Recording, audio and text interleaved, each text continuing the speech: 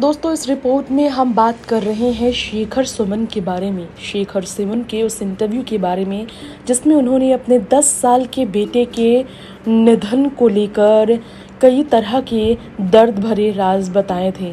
जी हाँ, शेखर सुमन ने बताया था उनके 10 साल के बेटे की निधन की खबर सुनकर वो कैसे टूट गए थे और वो जिंदा तक नहीं रहना चाहते थे। संजय लीला भंसाली की वेब सीरीज हीरा मंडी के कारण सुर्खियों में है इन दिनों शेखर सुमन।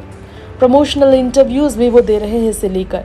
अपने बेटे को होने का दर्द इसी मौके पर उन्होंने बयां किया। पर्सनल लाइफ पर बात करते हुए उन्होंने कहा, नन्ही सी जान को खोकर उनकी हालत बद से बदतर हो गई थी। अंदर से जीने की इच्छा खत्म हो चुकी थी। जमीन पर सिर पटक कर वो रोते थे अपना।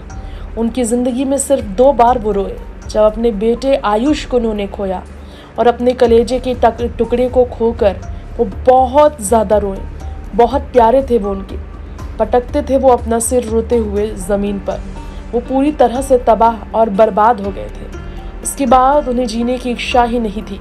दुनिया एक मुखौटा थी जहां वो घर चलाने के लिए हंसते थे।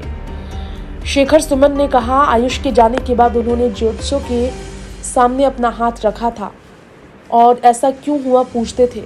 उन लोगों ने कहा था, आप ही नहीं हैं दुनिया में, ऐसा कई लोग हैं जिनके साथ ऐसा होता है। लेकिन ये सांत्वना देने वाली बात होती है। जिसके साथ ऐसी घटना होती है वो ही उसका दर्द महसूस कर सकता है।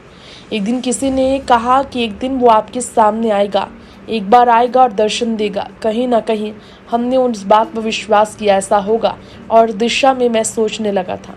साल 2009 में बिहार में चुनावी रैली में वो शामिल हुए थे। उनकी पत्नी काशी विश्वनाथ गई थी।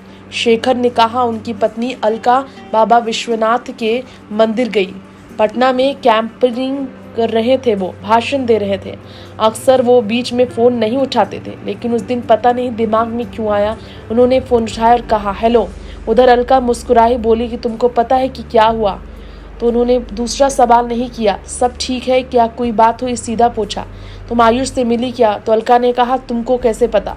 हीरा मंडी एक्टर ने बताया कि पत्नी ने उनसे कहा कि आधे सेकंड के लिए मैं उनसे मिली। गाड़ी में बैठी थी, एक आवाज़ आई कि कुछ पैसे मिलेंगे और मैंने 10 रुपये का नोट निकाल कर दिया और फिर कुछ करने में बिजी हो गई। तभी वहाँ से आवाज़ आई कि इससे मेरा क्या होगा। या आयुष बोलता था, तब वो बीमार था और उससे कई सारी चीज़ें खाने से मनाही थी। फिर जब अलका ने उस दौरान ये सुना, उसने देखा तो आयुष ही था। फिर जब वो पैसे निकालने के लिए झुकी मुड़ी, तब वो गायब हो गए थे। जी हाँ, ऐसे वो कुछ सेकंड के लिए आयुष से मिली थी। Next 9 live scripting report.